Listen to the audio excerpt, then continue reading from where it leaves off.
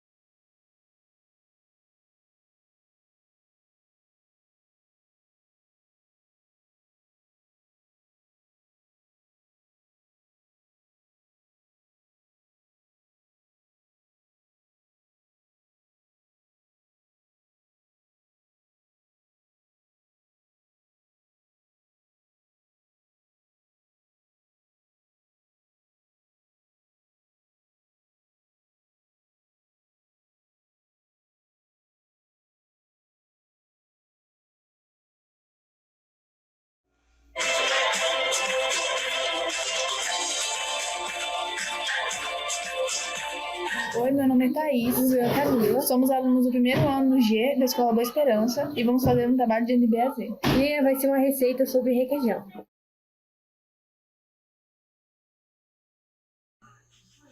E para começar a receita, eu vou começar acrescentando 1 litro de leite. Logo após, vamos levar ao fogo e deixar esquentar até ferver. Agora vamos acrescentar 4 colheres de vinagre para o leite talhado. Agora a gente tem que mexer até talhar. Tem que deixar talhar até mais ou menos esse ponto. Agora vamos tirar o leite coalhado do soro. Agora tirar um pouco do soro, mas ainda tem que deixar ele meio úmido. Agora vamos pôr no liquidificador. Agora vamos acrescentar 2 colheres de manteiga. Já. 1 colher de sopa de sal. Acabamos de acrescentar 50 ml de leite para ajudar o liquidificador a bater melhor. Agora vamos deixar bater por volta de 5 minutos. E está pronto o nosso requeijão. Ficou uma massa bem cremosa.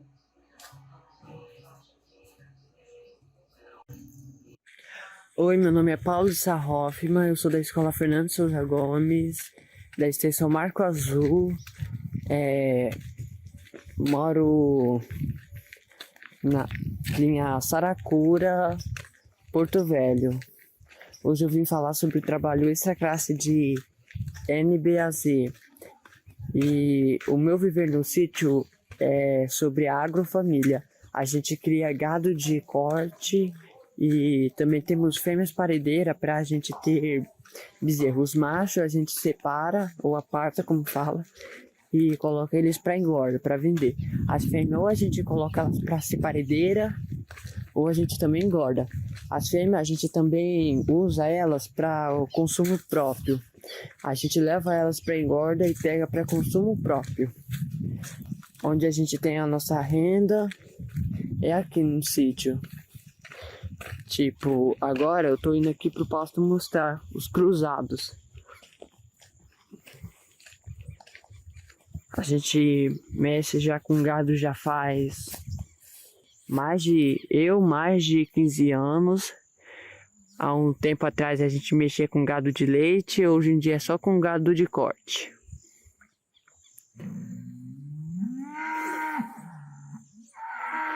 A gente usa o sistema extensivo, onde a gente deixa o gado solto.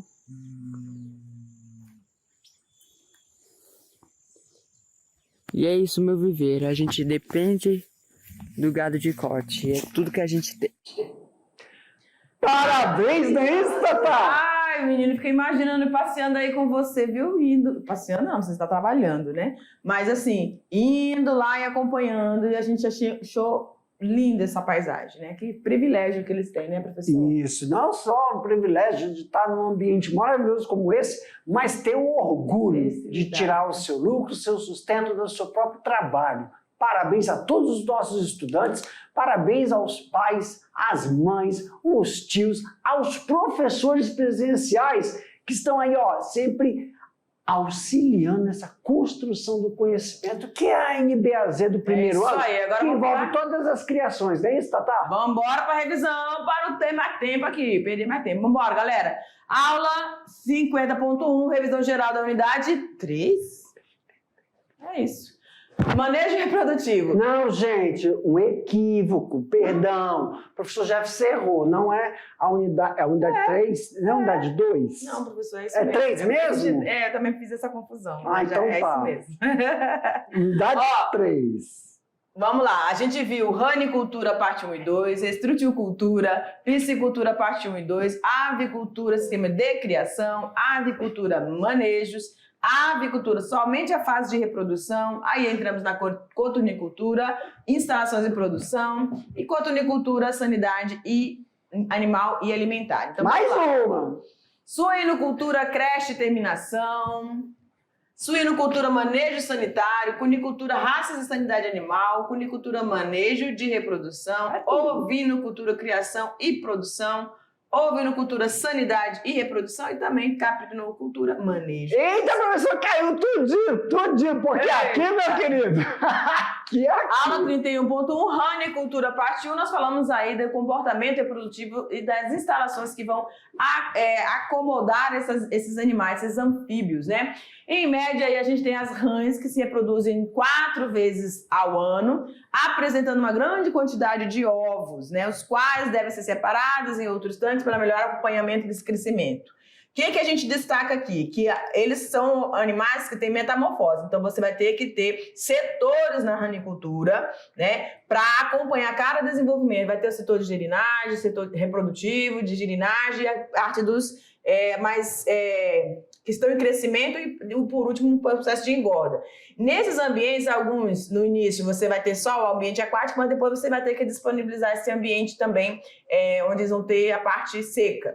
Que é como a gente chama assim, se fosse um semi-intensivo. Isso. Que é a parte, a parte molhada e a parte seca, né? A gente mostrou também que quando essa parte semi-sensível, você tem a parte seca, você pode, todo vedado, tem que ter lá, né? Por baixo para poder eles não escavarem e fugirem. Vamos lá. Os ovos devem ser dispostos no fundo do tanque e levam em torno aí de 20 dias para se transformar em gerino. Normalmente, 30% dos ovos não desenvolvem. Então, nós já temos uma estatística. Qual é a importância desse slide, professor? A importância desse slide é você falar assim, olha, se eu sei que eu tenho uma fêmea e ela vai ovopor, eu sei que 30% daquilo não vai dar certo. É o esperado. Então, você tem que ter no mínimo 3 fêmeas para ter um fluxo.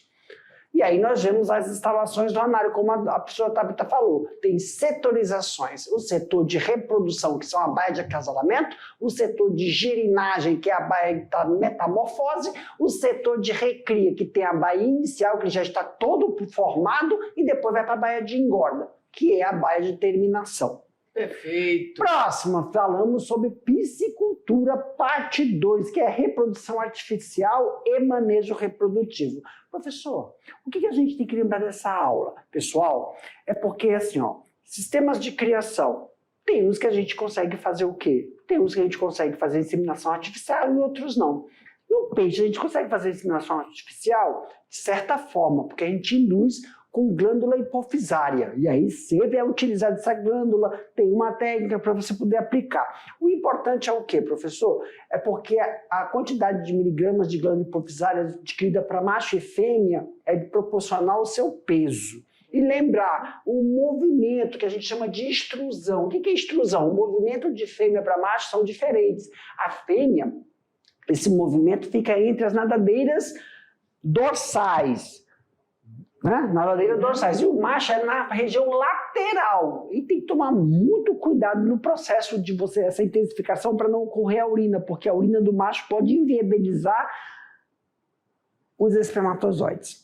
Pronto, com isso finalizamos, vamos para a 39, Tatá, que é a aula de avicultura. Manejo, nós falamos sobre a questão tão importante que é manejo alimentar e também sanitário, né? Qual a importância daqui, Tatá? A importância é você lembrar que bebedouros e comedouros têm que ter uma certa adaptação do desenvolvimento do animal, sempre acompanhando com o seu movimento morfológico das aves e tomar cuidado para fazer as limpezas. Por quê, professor? Porque depois você vai ter que pegar os 4 círculos, né? Por exemplo, cada ciclo tem 50. Certo. Se são 4, são 200 animais. Você tem que interagir, fazer a limpeza do comedouro, fazer a limpeza do bebedouro, para que eles possam ser adaptados. E lembrando, fazer a bebicagem de 1/4, 1/3 e 2/3, para que não ocorra o processo de seleção de ração e canibalismo e hierarquia dos animais.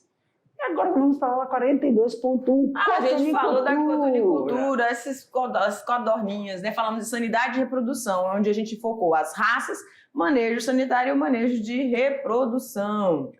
Desculpa, prof. passou. Calma.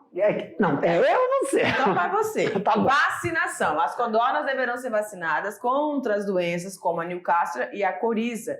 A primeira deve ser aplicada até os 21 dias de idade. Já a segunda dose deverá ser feita com os 45 dias de idade. Vacina vírus morto de consistência, né, vamos dizer assim, oleosa. Ela é injetável na musculatura do peito desse animal. E aí também tem que ser realizado o processo de vermifugação. Eu não cliquei, não. Eu não cliquei. Aí a vermifugação, conflitos de clicagem. Aos 30 dias de idade é necessário se vermifugar através das rações. Aqui você vai colocar junto com a raçãozinha deles esse remédio, essa medicação, para que cada um consiga adquirir através da alimentação. Com drogas à base de mebendazol. Muito obrigada, professor. Pode passar. Aos 21 dias, aí é o manejo reprodutivo. Após o 21º dia, o macho tem uma plumagem do peito lisa, enquanto as fêmeas surgem pintas da cor de chumbo e pretas, né? Além disso, isso é um detalhe bem interessante, além disso, quando adulto, o macho chega a pesar 70 a 100 gramas, já as fêmeas entre 70 a 80, tá bom? O acasalamento ele pode ocorrer durante o ano inteirinho e se dá na proporção de 1 macho para 5 fêmeas, como a gente falou aqui durante as aulas. O macho ele deve ficar 12 horas com a fêmea, depois é isolado para descansar 24 horas, tá bom? E depois desse descanso, acasalar novamente com a outra fêmea. Agora nós vamos para a aula de Jiu-Jitsu e Inocultura, aula 43.1, desmame, creche, terminação. Professor, oi, qual a importância de a gente verificar o processo de desmame? Gente, equalização dos lotes, é um fluxo, tem que fazer o desmame na data correta. Para saber disso, nós temos que saber que o desmame é feito de acordo com o ganho de peso do animal. Ele só está aí com a mamãe dele para fazer o quê? Tomar o colostro, criar imunidade para ir por outro setor, chamado de desmame. Tomar muito cuidado com o quê? Com a temperatura do ambiente. Também temos que tomar cuidado com o quê, professor? A limpeza das instalações. E por causa do quê? Das secreções que os outros lotes podem ter deixado. E lá na creche, observar o quê? Controle da temperatura, equalização do lote. Por quê? Porque nós, exemplo, temos 10 fêmeas, cada fêmea tem 10 filhotes, nem todos vão nascer do mesmo tamanho. Equaliza esse lote. Monitoramento dos animais. Por quê, professor? Porque alguns podem ficar o quê? Tristezinhos, apáticos. Tomar cuidado, porque pode ter o quê? Uma infecção intestinal. Então, suspende a ração. E lá no 63º dia, temos que fazer aí o crescimento e terminação, que é o alojamento da categoria. Manter a temperatura em 16 a 18 graus. Também realizar a limpeza. Isso é excelente para que ocorra o quê? O processo de sanidade animal. Ok. Aula 45.1, cultura, raças e sanidade. Nós destacamos as principais raças, falamos sobre o manejo nutricional e o manejo sanitário. E aí, dentro desse cuidado nutricional, a gente falou que até a segunda semana de vida, ou seja, os 14 dias, os coelhos vão se alimentar exclusivamente do leite materno. Já a partir da segunda, terceira semana, começam a provar os alimentos sólidos, ração e forragem, porém, ainda vão se nutrir de leite.